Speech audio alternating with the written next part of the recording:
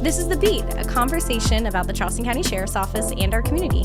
I'm your host, Oshi Alford. Hello again and welcome to The Beat. I am your host, Oshi, and with me I have... Captain Driskell. Captain Driskell. So Captain Driskell, you work at the Detention Center, right? I do. And you're in booking?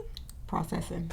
Yes. Okay, so tell me some more about processing. What's that all about? So booking is in processing, but we also encompass a whole lot of other areas. So with processing, you have dress out, you have records, you have inactive records, you have intake, you have the processing area, which has classifications.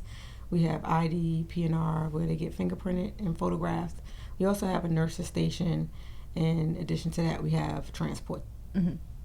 So that's like everything that encompasses the to and the from and the paperwork that goes with it is y'all. Yes. Okay. Wow, that is a lot. It's a big area. Yeah, that's a huge group to cover, and you're the captain of it. I am, yes. Wow, that seems intimidating. Sometimes it can be. So how did you find yourself in this position? Like, did you decide one day you're like, I really want to work at the detention center? So actually, I had no intentions on working at the detention center. Mm-hmm. I kind of came from Virginia. I was in the military or reserves, and I had to come back home. I had a kid, and of course, I needed a job. I used to do hair, but you needed insurance and things like that. So I was like, okay, let me go get me a full-time job. And so I started working at the detention center, and I thought, well, I'm going to go back and do hair. But then I actually got to the detention center, actually liked it. I liked the people, I liked the job. It was very family oriented, and that's where I stayed. I just decided not to leave and made that my career. And then I would do hair part-time, so it worked out. So you still get to do best of both worlds kind of situation. Yeah. That's awesome. So what about being in processing? Like, do you have a favorite part about it? So I don't have a favorite part, and that's probably due to the fact that when I first started, unless you were just a deputy, supervisors never had the option of where they would be, which is a good thing and probably a bad thing. But for me, I take it as a good thing because you actually got to work everywhere in the jail. Like, there's literally no place I haven't worked. So I just say as long as they sign my paycheck, they can put me on top of the roof and I'll work anywhere they put me. And that's the kind of the mentality that I've had since I've been there. So I don't really have a favorite part. I kind of like all of them. I like processing because it keeps you busy. It's, like you said, a lot of moving parts. I've worked in security. Security has a lot of moving parts as well. Housing is just more of the housing units. So you go from unit to unit. It's not as many moving parts. It's just a lot of housing units. So I think processing by far has the most. So that is it keeps you on your toes and keeps you busy. Plus you're dealing with people coming in off the street. So no day is the same. Because sometimes they're coming in there intoxicated. Sometimes you're dealing with mental health. Sometimes you're dealing with folks coming in just, they don't want to be there. They're just angry. Right. And on an occasional day you'll get that person that's like, I just want to come in, do what I got to do and go home. But that's the rare part of it. So otherwise, your day is always busy. So there is no set, like, day-to-day example because it's constantly changing, Correct. Right? Well, I mean, I guess that would be good. Your day would go by fast, right? It does. As the captain, you're pulled in a lot of different directions. So it could be hectic sometimes, but it's a good day. Well, that's awesome. I mean, I like when my days go by. Personally, I don't like to feel like I'm just sitting and doing nothing all day. So. Right. I feel like that too. I like to stay busy. Yeah, I don't even want to just like twiddle my thumbs and be like, okay, what time is it now? All right, 5 minutes, I guess. So what do you like about it? I mean, you were saying that you enjoy the family kind of environment there, the people there. Is there anything else like in particular that you really enjoy?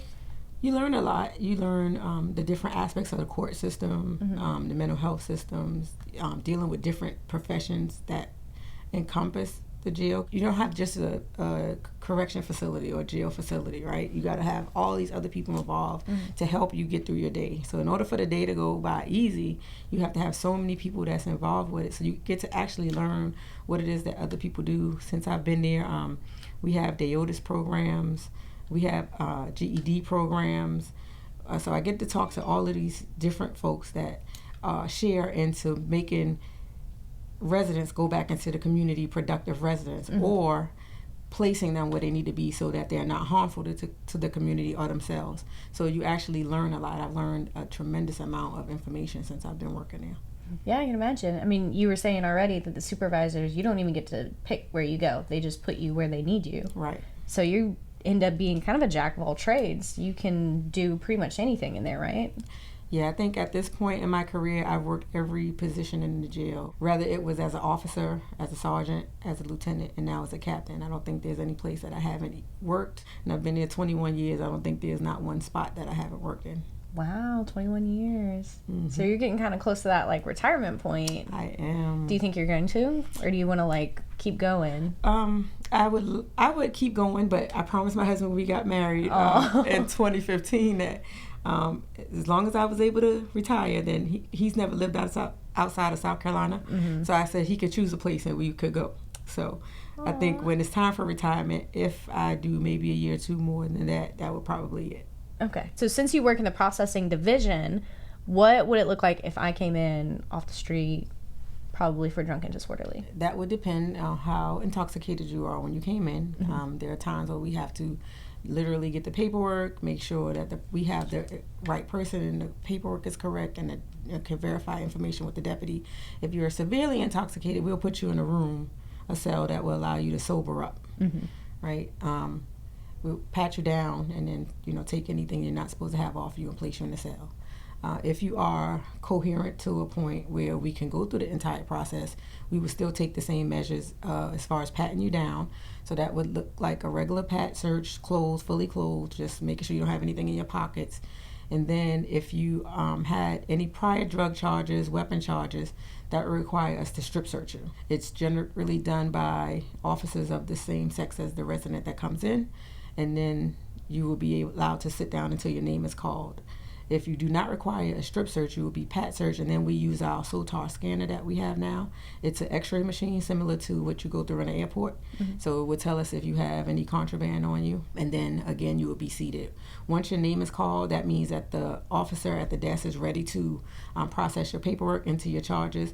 We do several screenings for medical to make sure you don't have any family home problems, you're not suicidal, to make sure just that person is in good health and okay to be jailed in the facility. Mm-hmm. If that person appears to have anything of serious nature going on with them, we have a nurse that we will call over and have them looked at before they even go through the entire process. Once that is done, they get an armband so we can identify them as they move about throughout the jail until they get a permanent armband with their picture on it. The temporary armband will suffice with their name, date of birth, gender, whether that person is a male or female, and their race.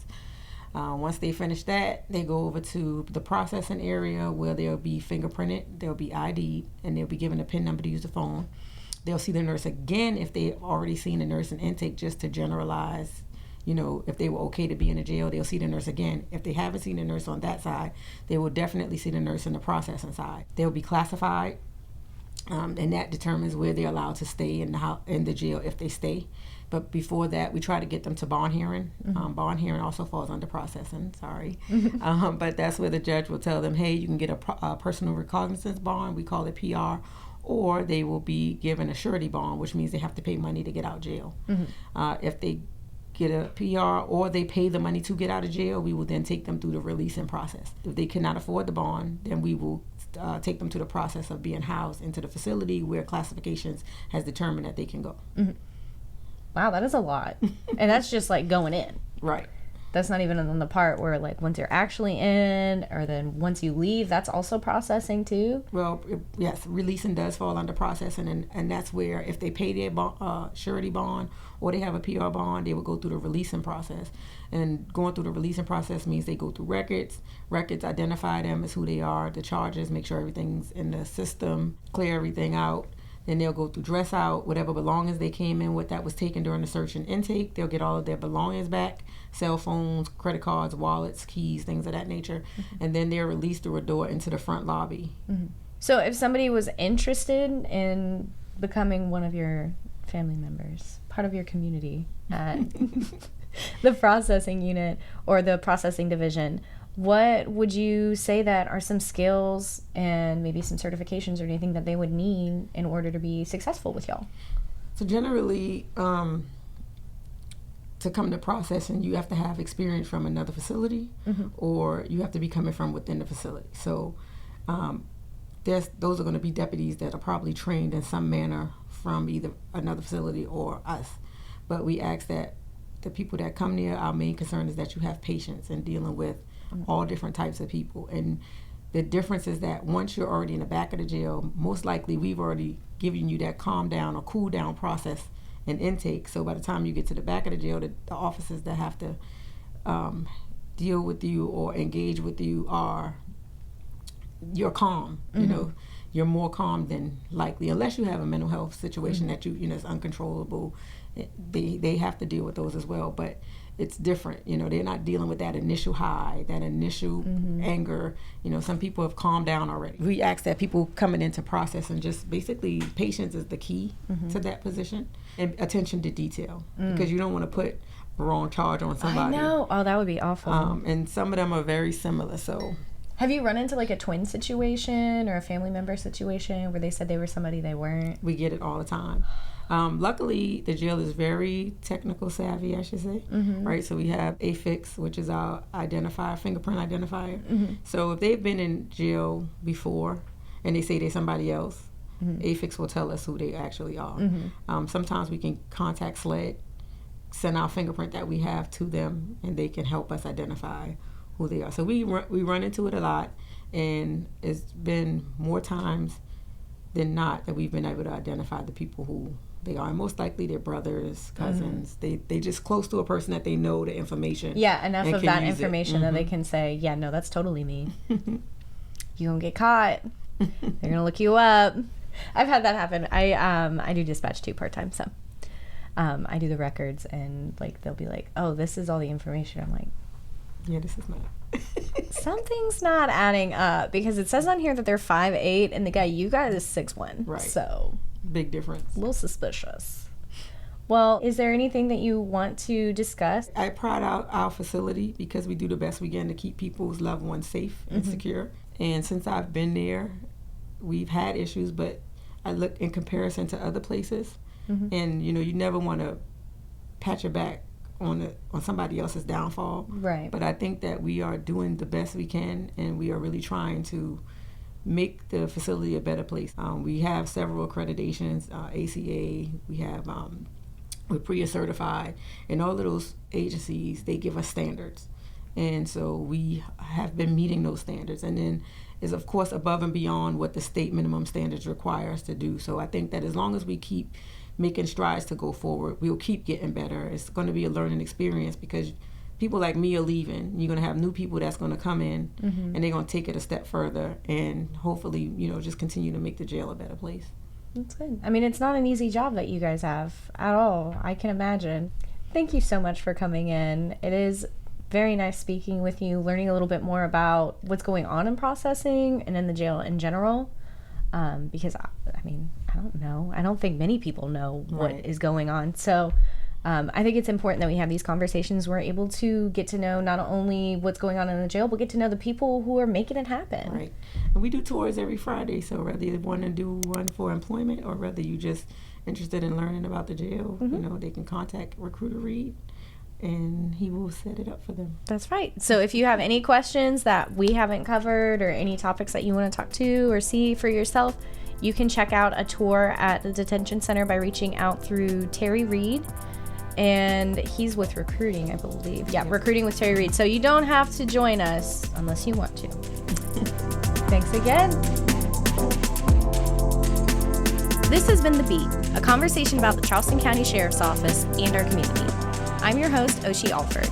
Look for future episodes by following the Charleston County Sheriff's Office on Facebook, YouTube, or wherever you get your podcasts.